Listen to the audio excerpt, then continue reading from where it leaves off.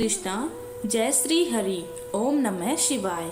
आप सभी को माघ मास के कृष्ण पक्ष की सटतिला एकादशी व्रत की हार्दिक शुभकामनाएं। इस एकादशी का उपवास रखने से और सच्चे मन से विष्णु भगवान की पूजा करने से व्यक्ति के जीवन में अच्छी सेहत, सुख और समृद्धि की प्राप्ति होती है। सटतिला एकादशी की व्रत कथा इस दिन अवश्य ही सुननी चाहिए। तो आइए आज आप सुनिए सटतिला एकादशी व्रत की बड़ी ही दुर्लभ कथा। आज के दिन एकादशी माता और सटतिला एकादशी की पवित्र कथा को सुनने से मनुष्य के सभी पाप और सभी संकट कट जाते हैं, मनोकामनाओं की पूर्ति होती है, वैकुंठ लोक की प्राप्ति होती है। तो सभी लोग बड़ी श्रद्धा और प्रसन्न चित्त मन से इस कथा को पूरा अवश्य सुनिए। प्रेम से बोलिए भगवान श्री लक्ष्मी नारायण की जय, भगवान श्री कृष्ण की जय। भगवान श्री कृष्ण के श्री मुख से एकादशी व्रत का महात्म्य सुनकर श्रद्धा पूर्वक उन्हें प्रणाम करते हुए धर्मराज युधिष्ठिर से कहा कि हे केशव, आपके श्री मुख से एकादशियों की अनेक कथाएं सुनकर मुझे असीम आनंद की प्राप्ति हुई।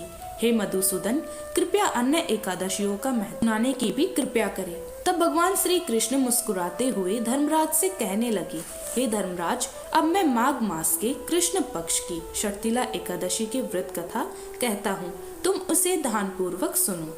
एक समय दालभ्य ऋषि ने पुलस्त्य ऋषि से पूछा, हे महाराज, पृथ्वी लोक में मनुष्य ब्रह्मा हत्या आदि महान पाप करते हैं, पराये धन की चोरी तथा दूसरे की उन्नति देखकर ईर्ष्या करते हैं, साथ ही अनेक प्रकार के व्यसनों में फंसे रहते हैं, फिर भी उनको नरक प्राप्त नहीं होता।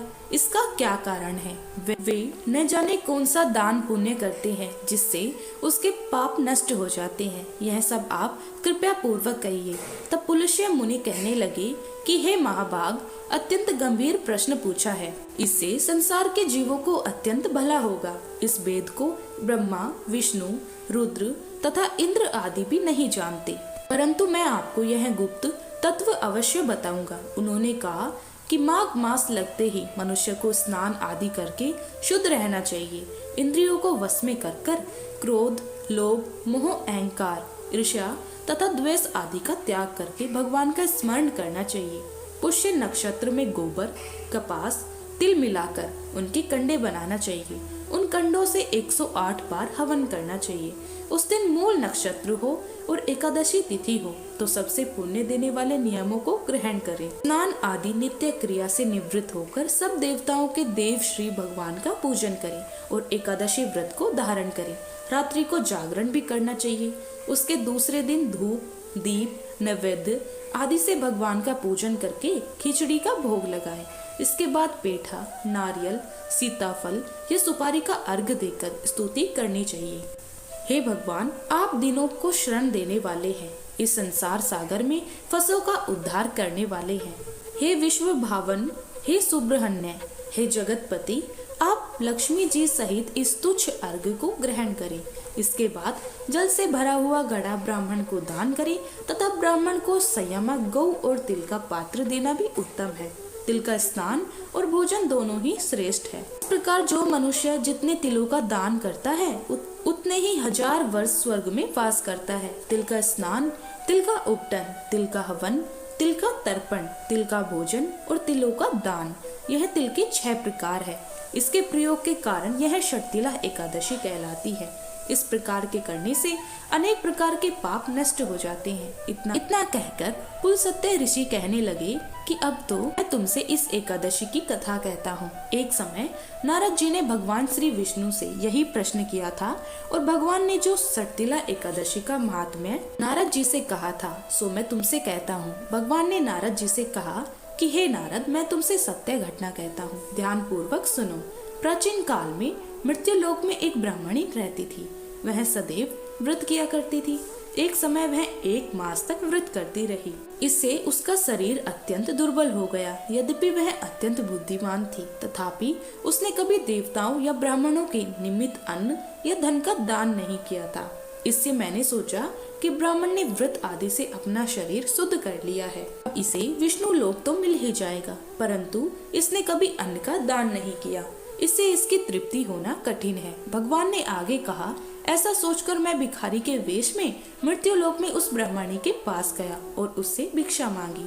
तो वह ब्राह्मणी बोली, महाराज किस लिए आए हो? तो मैंने कहा, मुझे भिक्षा चाहिए। इस पर उसने एक मिट्टी का ढेरा मेरे भिक्षा पात्र में डाल दिया। मैं उसे लेकर स्वर्ग में लौट आया। कुछ समय के बाद ब्राह्मणी भी शरीर त्याग कर स्वर्ग में आ गई। उस ब्राह्मणी को मिट्टी का दान करने से स्वर्ग में सुंदर महल मिला, परंतु उसने अपने घर को अन्न आदि सब सामग्रियों से शून्य पाया। वह घबराकर मेरे पास आई और कहने लगी कि भगवान, मैंने अनेक व्रत आदि से आपकी पूजा की, व्रत किया, परंतु फिर भी मेरा घर अन्न आदि सभी वस्तुओं से शून्य है। इसका क्या कारण है? तो इस पर मैंने कहा, पहले तुम अपने घर जाओ, देव स्त्रियां वहां आएगी। तुम्हें देखने के लिए पहले उनसे षटतिला एकादशी का पुण्य और विधि सुन लो, उसके बाद द्वार खोलना। मेरे ऐसे वचन सुनकर वह अपने घर गई। तब देव स्त्रियां आई और द्वार खोलने को कहा तो ब्राह्मणी बोली, आप मुझे देखने आई हैं, तो षटतिला एकादशी का महात्म्य मुझसे कहो। तब उसने एक देवी स्त्री कहने लगी कि मैं कहती हूँ। इसके बाद ब्राह्मणी ने षटतिला एकादशी का महात्म्य सुना।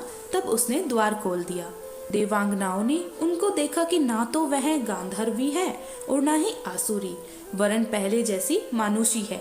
वह ब्राह्मणी ने उसने कथन अनुसार षटतिला एकादशी का व्रत किया।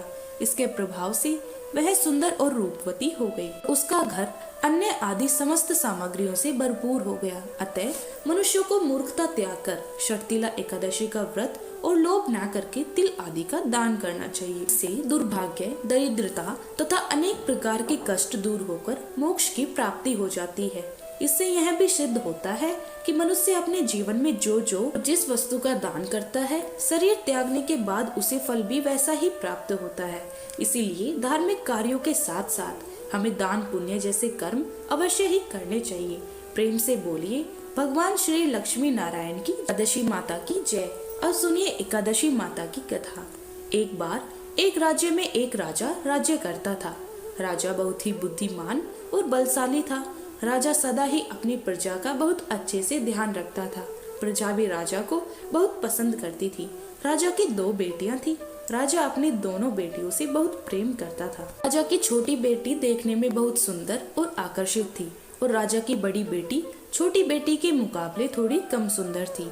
राजा की छोटी बेटी माता की पूजा किया करती थी और सभी लोग राजा की छोटी बेटी से बहुत प्रेम करते थे और बहुत प्रशंसा किया करते थे। राजा भी अपनी छोटी बेटी को बड़ी बेटी से अधिक प्रेम करता था, जिसके कारण राजा की बड़ी बेटी को अपनी छोटी बहन से बहुत नफरत होने लगी थी। राजा की दोनों बेटियां जब बड़ी हो गई, तब वह पड़ोस के राज्य में रहने वाले राजकुमार राजा की बड़ी बेटी के लिए रिश्ता लेकर आया। लेकिन जैसे ही उस राजकुमार की नजरें राजा की छोटी बेटी पर पड़ी, तो वह राजकुमार राजा की छोटी बेटी पर आकर्षित हो गया और छोटी बेटी से पहली नजर में प्रेम करने लगा। उस राजकुमार ने राजा की बड़ी बेटी के साथ विवाह करने से मना कर दिया और उसने राजा से कहा कि मैं आपकी छोटी बेटी से विवाह करना चाहता हूँ। यह सब देखकर राजा की बड़ी बेटी अपनी छोटी बहन से बहुत क्रोधित हो गई और राजा की बड़ी बेटी ने अपनी छोटी बहन को अपना सबसे बड़ा दुश्मन मान लिया। राजा की बड़ी बेटी ने अपनी छोटी बहन से बदला लेने का निर्णय किया। राजा की बड़ी बेटी ने अपनी छोटी बहन को जान से मारने का उपाय सोचा। राजा की बड़ी बेटी ने अपनी छोटी बहन को मारने के लिए सबसे पहले एक लड्डू में जहर मिलाकर अपनी छोटी बहन को दे दिया और उसको लड्डू खाने के लिए कहा। लेकिन लड्डू खाने के बाद भी छोटी बहन को कुछ भी नहीं हुआ। बड़ी बहन यह देखकर बहुत आश्चर्यचकित हो गई, लेकिन बड़ी बहन ने हार नहीं मानी। जब उसकी छोटी बहन रात में कमरे में सो रही थी, तब उसने एक मटके में सांप रखकर उसके कमरे में छोड़ दिया, लेकिन सांप भी छोटी बहन का कुछ नहीं कर पाया। जिसके बाद बड़ी बहन ने अपनी छोटी बहन से कहा कि चलो हम लोग कुएं में से पानी भरकर लाते हैं, जिसके लिए वह अपनी छोटी बहन को पानी भरने के बहाने कुएं के पास ले गई और उसने अपनी छोटी बहन को कुएं में धक्का दे दिया। लेकिन छोटी बहन को तब भी कुछ नहीं हुआ, क्योंकि हर बार 11 माता उसकी रक्षा कर रही थी। उधर बड़ी बहन ने सारे प्रयास के बाद भी असफल हो रही थी, जिससे वह बहुत क्रोधित हो गई और फिर उसने अपनी छोटी बहन के पास जाकर उसे प्रश्न किया कि मेरी छोटी बहन, क्या तुझको पता है भगवान ने सबको मृत्यु एक निश्चित समय पर लिखी हुई है और कैसे तुम्हारी ये मेरी मृत्यु होगी, क्या यह सब तुम जानती हो? तब छोटी बहन ने अपनी बड़ी बहन को बताया कि हाँ दीदी, मैं तो जानती हूँ मेरी मृत्यु कैसे होगी। छोटी बहन ने ये सब बातें सुनकर बड़ी बहन का मन ही मन बहुत प्रसन्न होने लगी। उसने अपनी छोटी बहन से कहा कि मुझे अपनी मृत्यु का राज बताओ। तब छोटी बहन ने बड़ी बहन से कहा कि मेरी मृत्यु तो एक तोते में है, जो तोते के गले में एक हार है, उससे मेरी मृत्यु होगी। जब तक कोई भी व्यक्ति तोते को मारकर उस हार को अपने गले में पहनेगा तो मैं मूर्छित हो जाऊंगी, और जैसे ही उस हार को अपने गले में उतारेगा तो मैं वापस से जीवित हो जाऊंगी। अपनी छोटी बहन की मृत्यु का राज जानकर बड़ी बहन बहुत खुश हुई और उसने अपनी छोटी बहन को मारने के लिए उसके पालतू तोते को ढूंढना शुरू कर दिया। छोटी बहन को इस बात का आभास हो गया था कि कोई उसकी जान लेना चाहता है, जिसके लिए वह अपने पिताजी के पास गई और उसने अपने पिताजी से कहा कि पिताजी, मेरी मृत्यु के बाद आप मुझे मत जलाइएगा, बल्कि आप मुझे अपनी पुरानी हवेली में एक पलंग में लिटाकर छोड़ दीजिएगा। अपनी छोटी लड़की की यह बातें सुनकर राजा बहुत आश्चर्यचकित हो गया। राजा ने अपनी छोटी बेटी से पूछा कि बेटी, तुम यह क्या कह रही हो? तब राजा की छोटी बेटी ने बताया कि पिताजी, समय किसी के लिए नहीं रुकता, क्या कब किसको क्या हो जाए कुछ नहीं पता।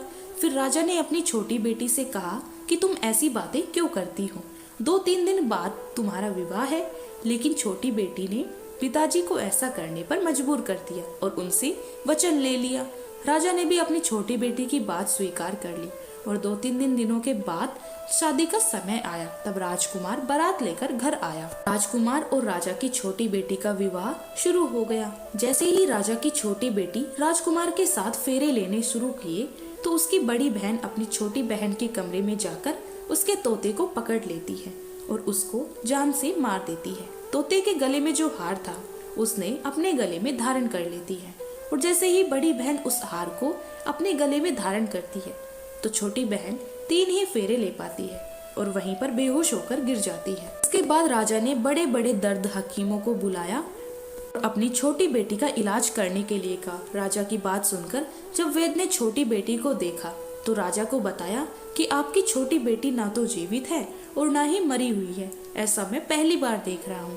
राजा वैद्य और हकीम को यह बात बाहर बताने से मना कर दिया और उनको कहा कि अगर तुमने यह बात किसी को बाहर बताई तो मैं तुझको फांसी दे देंगी। राजा ने अपनी छोटी बेटी को पुराने महल में जाकर एक पलंग पे लेटा दिया और वहाँ पर कुछ सैनिकों को तैनात कर दिया। इसके बाद राजा वापस अपने महल पर आया। राजा की बड़ी बेटी अपने पिताजी के पास आई और कहने लगी कि पिताजी, अगर यह शादी संपन्न नहीं हुई तो आपकी इज्जत का क्या होगा? आप कहे तो मैं आपकी इज्जत बचाने के लिए राजकुमार से शादी करने के लिए तैयार हूँ। जिसके बाद राजा ने अपनी बड़ी बेटी की बात मान ली और राजा ने बड़ी बेटी की छोटी बेटी के कपड़े पहनाकर मंडप में भेज दिया। लेकिन राजकुमार यह जान गया कि राजा की छोटी बेटी नहीं है, कि यह राजा की बड़ी बेटी है। लेकिन जब राजकुमार ने शादी करने से मना किया तो सभी लोगों ने राजकुमार को बेबस करके राजा की बड़ी बेटी से बचे हुए फेरे को संपन्न करा दिया। विवाह संपन्न हुआ, जिसके बाद राजकुमार राजा की बड़ी बेटी को अपने महल में ले गया। विवाह होने के बाद राजकुमार उससे ना तो बात करता था और ना ही उसे पसंद करता था और ना ही उसके आसपास भटकता था। और यह राजकुमार ने यह फैसला लिया कि वह अपनी प्रेमिका को ढूंढ कर रहेगा, यह जानकर रहेगा कि उसके साथ क्या हुआ है। एक दिन राजकुमार अपने घोड़े पर सवार होकर राजा के पुराने महल के पास पहुंचा, जहां पर उसके कुछ सैनिकों को देखा। महल के पास पहुंचकर राजकुमार ने जब महल को ध्यान से देखा तो वह समझ गया कि यह तो हमारे ससुर जी का ही महल है। राजकुमार ने सैनिकों से पूछा कि तुम लोग यहाँ क्या कर रहे हो और इस महल के अंदर उस पलंग पर कौन लेटा है? जिसके बाद सैनिकों ने बताया कि यहाँ पर राजा की छोटी बेटी लेटी है। ये सुनकर राजकुमार बहुत प्रसन्न हो गया और वह तुरंत अपनी प्रेमिका के पास पहुँच गया और उसकी सेवा करने में लगा। जैसे ही रात हुई तो राजा की छोटी बेटी उठकर बैठ गई। राजकुमार यह देखकर बहुत खुश हो गया और उसने अपनी प्रेमिका से पूछा कि तुम यहाँ क्या कर रही हो? तुम मेरे साथ मेरे घर चलो। राजा की छोटी बेटी ने राजकुमार को सारी बातें बता दी कि मेरी जान एक तोते में बसती थी और मैंने यह बात सिर्फ अपनी बड़ी बहन को बताई थी और मुझे पता है कि उसने ही मुझे मारने का प्रयास किया है। उसके पास एक हार है जिसको वह सुबह पहन लेती है और रात को उतार देती है। जब तक वो हार को पहन कर रखती है तब तक मैं मूर्छित रहती हूँ और जैसे ही वो हार को उतार देती है तो मैं जीवित हो जाती हूँ। और जब तक मेरी बड़ी बहन के पास वो हार रहेगा तब तक मैं ऐसे ही जीवित और मूर्छित होती रहूंगी। अगर मेरी बड़ी बहन के पास जाकर जो हार है वो मेरे हाथ लग जाए तो मैं हमेशा के लिए जीवित हो जाऊंगी। राजकुमार यह सब बातें सुनकर राजा की छोटी बेटी के पास रहने का निर्णय ले लेता है और उसने अपने बचे हुए सारे फेरे उस पलंग पे लेटी हुई राजकुमार की छोटी बेटी के साथ ले लिए और अपना विवाह पूर्ण कर लिया और वहीं पर वो रहने लगा। देखते ही देखते कुछ समय में राजा की छोटी बेटी और राजकुमार की पत्नी गर्भवती हो गई। एक दिन राजकुमार को किसी काम से बाहर जाना पड़ा। तब छोटी बहन के पेट में बहुत तेज दर्द होने लगा, जिसके बाद उसने माता का आह्वान किया, जिसके बाद वहां माता प्रकट हुई और उन्होंने अपने भक्तों के दर्द को दूर किया और एक पुत्र की प्राप्ति करवाई। और वहीं पर अचानक से राजकुमार भी आ गया। राजकुमार ने ग्यारस माता को देखा तो वह आश्चर्यचकित हो गया और उसने तुरंत ग्यारस माता को प्रणाम किया और ग्यारस माता ने राजकुमार से कहा, जब तुम्हारा पुत्र 5 वर्ष का हो जाए तो तुम अपनी पत्नी का हार इसके गले में डाल देना। देखते ही देखते राजकुमार और राजा की छोटी बेटी का पुत्र 5 वर्ष का हो जाता है। तो राजकुमार अपनी बेटी से कहता है कि बेटा, मैं कुछ काम से बाहर जा रहा हूँ, तुम अपनी माता का ध्यान रखना। और वहाँ से चला गया। राजा को बाहर निकलता देखकर बड़ी बहन के सैनिक देख लेते हैं और बड़ी बहन को जाकर सारी बातें बता देते हैं, जिसके बाद बड़ी बहन अपनी छोटी बहन के पुत्र को वहाँ से उठवा देती है और उसको मरवा देती है। छोटी बेटी के पुत्र के 2 टुकड़े करवा देती है। पहला टुकड़ा चक्की के पास छुपा देती है और दूसरा टुकड़ा अपने पलंग के नीचे रख लेती है। अब ग्यारस माता भिखारी का रूप लेकर आती है और एक भिखारी का रूप रखकर बड़ी बहन के पास चली जाती है। इसके बाद वहाँ पर भिक्षा मांगने लगती है और बड़ी बहन अपने नौकरों से कहती है कि जाकर भिक्षा दे दो। लेकिन जैसे ही नौकर ग्यारस माता को भिक्षा देने के लिए आते हैं तो माता उन्हें मना कर देती है। कहती है कि तुम्हारी महारानी से ही भिक्षा लूंगी। जिसके बाद बड़ी बहन स्वयं ही भिक्षा देने के लिए माता के पास आती है। तब माता एक बिल्ली का रूप लेकर उसके कमरे में चली जाती है और वहाँ पर छोटी बेटी के पुत्र के 2 टुकड़ों के आपस में जोड़ देती है और उसे जीवित कर देती है। फिर उसे वहाँ से ले जाती है। राजकुमार अपने बेटे को लेकर अपनी पत्नी के पास जाता है और उसे कहता है कि तुम इसका ध्यान रखो। अगर तुम इस बच्चे का अच्छे से ध्यान रखोगी तो मैं तुमसे बात करूंगी। एक दिन राजकुमार अपने बच्चे से कहता है कि तुम मम्मी से उनके गले का हार मांग लो। तो अपने पिता की बात सुनकर राजकुमार का लड़का अपनी मम्मी के पास जाता है और कहता है कि मम्मी, मुझे तुम्हारा हार चाहिए। यह सुनकर पहले तो बड़ी बहन बहुत क्रोधित हुई, पर उसको यह याद था कि राजकुमार ने कहा था कि अगर मैं इस बच्चे का ध्यान अच्छे से रखूंगी तो वह मुझसे बात करेंगे, जिसके कारण वह हार उस बच्चे को दे देती है और वह तुरंत हार को ले जाकर अपने पिताजी को दे देती है। और तभी राजकुमार अपने बेटे को लेकर वहाँ से जाने लगता है और अपनी पत्नी से कहता है कि तुम हमारे लिए खाना बना कर रखना, मैं शाम को आकर तुम्हारे साथ खाना खाऊंगा। और वह अपने बेटे को लेकर वहाँ से चला जाता है। जिसके बाद वह राजा के पास जाता है और उनको सारी बातें बता देता है। राजा अपनी बेटी की यह सब करतूत सुनकर बहुत क्रोधित होते हैं और अपनी परवरिश पर ही दोष देने लगते हैं। राजकुमार को अपनी छोटी बेटी के साथ रहने के लिए आदेश दे देते हैं। इस प्रकार ग्यारस माता की कृपा से राजकुमार और राजा की छोटी बेटी सुखपूर्वक रहने लगी। प्रेम से बोलिए एकादशी माता की जय। प्रेम से बोलिए माता लक्ष्मी और भगवान विष्णु की जय, माता पार्वती और भगवान शंकर की जय। कथा के बाद अब आप आरती श्रवण कीजिए। ओम जय एकादशी, जय एकादशी, जय एकादशी माता। विष्णु पूजा व्रत को धारण कर शक्ति मुक्ति पाता। तेरे नाम गिनाऊं देवी भक्ति प्रदान करनी। गण गौरव की देनी माता शास्त्रों में वर्णी। ओम जय एकादशी, जय एकादशी, जय एकादशी माता। विष्णु पूजा व्रत को धारण कर शक्ति मुक्ति पाता। मार्गशीर्ष के कृष्ण पक्ष की उत्पन्ना जन्मी। शुक्ल पक्ष में हुई मोक्षदा मुक्तदाता बन आई। ओम जय एकादशी, जय एकादशी, जय एकादशी माता। विष्णु पूजा व्रत को धारण कर शक्ति मुक्ति पाता। पोष के कृष्ण पक्ष की सफला नामक है। शुक्ल पक्ष में होई पुत्रदा आनंद अधिक रहे। ओम जय एकादशी, जय एकादशी, जय एकादशी माता। विष्णु पूजा व्रत को धारण कर शक्ति मुक्ति पाता। नाम षटतिला माघ मास में कृष्ण पक्ष आवई, शुक्ल पक्ष में जया कहावे विजय सदा पावई। ओम जय एकादशी जय एकादशी जय एकादशी माता, विष्णु पूजा व्रत को धारण कर शक्ति मुक्ति पाता। विजया फाल्गुन कृष्ण पक्ष में शुक्ला आमिल की, पाप मोचनी कृष्ण पक्ष में चैत्र महाबल की। ओम जय एकादशी जय एकादशी जय एकादशी माता, विष्णु पूजा व्रत को धारण कर शक्ति मुक्ति पाता। चैत्र शुक्ल में काम नाम कामदा धन देने वाली, नाम बरुथनी कृष्ण पक्ष में वैशाख माह वाली।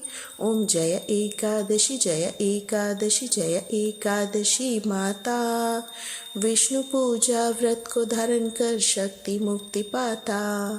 शुक्ल पक्ष में होए मोहनी अपरा ज्येष्ठ कृष्ण पक्षी, नाम निर्जला सब सुख करनी शुक्ल पक्ष रखी। ओम जय एकादशी जय एकादशी जय एकादशी माता, विष्णु पूजा व्रत को धारण कर शक्ति मुक्ति पाता।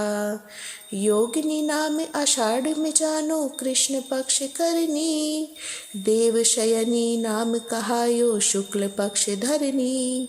ओम जय एकादशी जय एकादशी जय एकादशी माता, विष्णु पूजा व्रत को धारण कर शक्ति मुक्ति पाता। कामिका श्रावण मास में आवे कृष्ण पक्ष कहिए, श्रावण शुक्ला होए पवित्रा आनंद से रहिए। ओम जय एकादशी जय एकादशी जय एकादशी माता, विष्णु पूजा व्रत को धारण कर शक्ति मुक्ति पाता। अजा भाद्रपद कृष्ण पक्ष की परिवर्तनी शुक्ला, इंद्रा आश्विन कृष्ण पक्ष में व्रत से भवसागर निकला। ओम जय एकादशी जय एकादशी जय एकादशी माता, विष्णु पूजा व्रत को धारण कर शक्ति मुक्ति पाता। पाप कुंशा है शुक्ल पक्ष में आप हरनहारी, रमा मास कार्तिक में आवे सुखदायक भारी। ओम जय एकादशी जय एकादशी जय एकादशी माता, विष्णु पूजा व्रत को धारण कर शक्ति मुक्ति पाता। देवोत्थानी शुक्ल पक्ष की दुष्नाशक मैया, पावन मास में करो विनती पार करो नैया। ओम जय एकादशी जय एकादशी जय एकादशी माता, विष्णु पूजा व्रत को धारण कर शक्ति मुक्ति पाता। परमा कृष्ण पक्ष में होती जन मंगल करनी, शुक्ल मास में होए पद्मनी दुख दारिद्र हरनी। ओम जय एकादशी जय एकादशी जय एकादशी माता, विष्णु पूजा व्रत को धारण कर शक्ति मुक्ति पाता। जो कोई आरती एकादशी की भक्ति सहित गावे, जन गुरुदिता स्वर्ग का वासा निश्चय वह पावे। ओम जय एकादशी जय एकादशी जय एकादशी माता, विष्णु पूजा व्रत को धारण कर शक्ति मुक्ति पाता। विष्णु पूजा व्रत को धारण कर शक्ति मुक्ति पाता।